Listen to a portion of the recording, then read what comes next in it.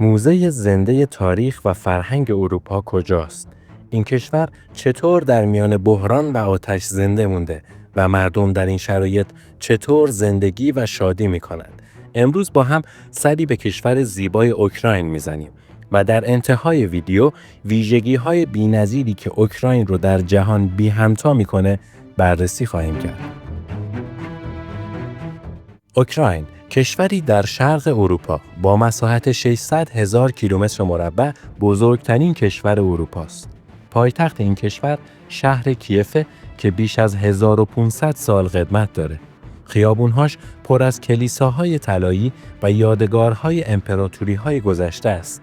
اما اوکراین در کیف خلاصه نمیشه. شهر خارکیف در شرق اوکراین دومین شهر بزرگ این کشوره.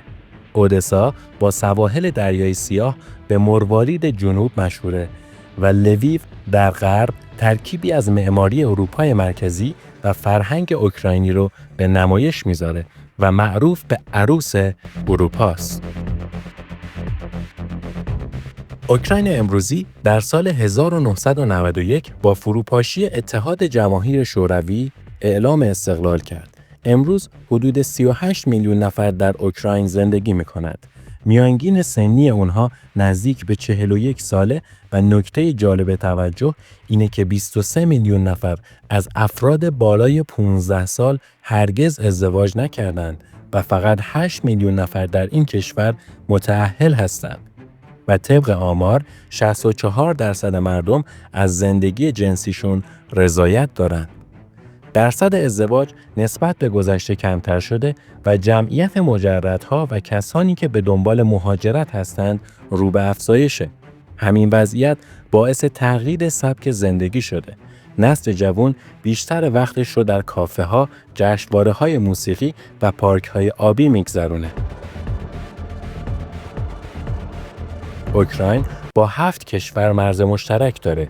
این موقعیت جغرافیایی نه تنها طبیعتی متنوع براش به ارمغان آورده، بلکه اون رو به یکی از حساس ترین نقاط ژئوپلیتیک جهان تبدیل کرده. حالا نوبت طبیعت زیبای اوکراینه، ولی قبل از اون لطفاً ویدیو رو لایک کنید و با من در ادامه داستان همراه باشید.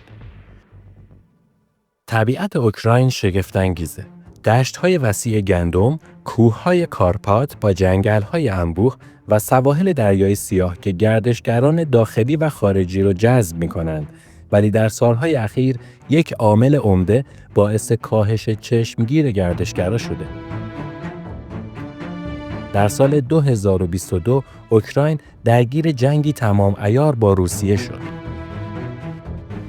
مناطق شرقی و جنوبی از جمله دونباس، لوهانسک و دونسک بیشترین آسیب را دیدند. شهرهایی مانند خارکیف بارها هدف حمله قرار گرفتند.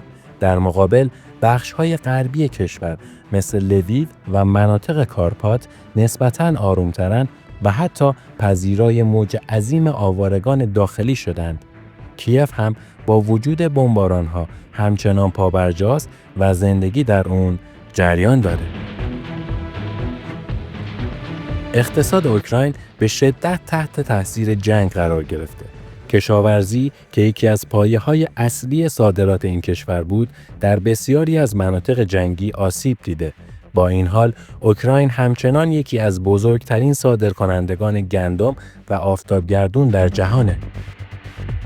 صنایع فناوری اطلاعات رشد چشمگیری داشته و استعدادهای اوکراینی در عرصه‌های بین‌المللی شناخته میشن. حالا راجع به سنت‌ها و مراسم مردم صحبت می‌کنیم و در انتهای ویدیو شاخصه‌های برتر کشور اوکراین رو خواهیم دید. مردم اوکراین با وجود شرایط سخت، جشن‌ها و رسوم خود رو فراموش نکردند. جشن ایوان کوپالا که با رقص و پریدن از روی آتش همراهه، همچنان برگزار میشه. رسم قدیمی تخم مرغ‌های رنگی هم نمادی از زندگی و امیده که هر ساله در ایام بهار دیده میشه. و در کنار اینها تفریحات مدرن هم جایگاه خودشون رو دارند. پارک‌های آبی بزرگی مثل آکوا پارک در اودسا و ژوراولی در کیف محبوب خانواده‌ها هستند و در روزهایی که صدای آژیر خطر خاموش میشه، مردم به دنبال لحظه‌ای آرامش در چنین مکانهایی میگردند. تا اینجای داستان چه نکته‌ای از این کشور زیبا برای شما جالب بود؟ توی کامنت برای من بنویسید و همراه من باشید. حالا میرسیم به برترین شاخصه‌های کشور اوکراین. یکی از مهمترین دارایی‌های این کشور خاک حاصلخیز سیاهه به نام چرنوزیوم که مناسب کاشت غلات بوده و نیازی به کود نداره. به همین دلیل به اوکراین لقب سبد نان اروپا رو دادند. غلات و آفتابگردونهاش به بسیاری از کشورهای جهان صادر میشن. اما همین کشور با طبیعت غنیش محل یکی از بزرگترین فجایع تاریخ بشر بوده. حادثه چرنوبیل، جایی که نیروگاه اتمی شوروی دچار انفجار شد و هنوز هم آثار اون در خاطره مردم جهان باقی مونده. اوکراین بیش از 30,000 بنای تاریخی، قلعه و کلیسا داره. شهرهایی مثل کیف و لویو نه تنها مرکز زندگی مدرنن، بلکه مثل موزه‌ای زنده هر گوششون داستانی برای گفتن داره. پل پاتون در کیف اولین پل تمام فلزی جوشکاری شده در جهانه که شاهکار مهندسی به شمار میاد. همچنین بزرگترین جنگل دستکاشت اروپا و بزرگترین جزیره مصنوعی ساخته شده در رودخانه متعلق به اوکراینه. در نهایت اوکراین کشوری پر از تضاده، زیبایی و جنگ، سنت و مدرنیته، بحران و امید. پرسشی که باقی میمونه اینه که آیا این سرزمین میتونه از دل طوفان‌ها آینده‌ای روشن‌تر برای خودش بسازه؟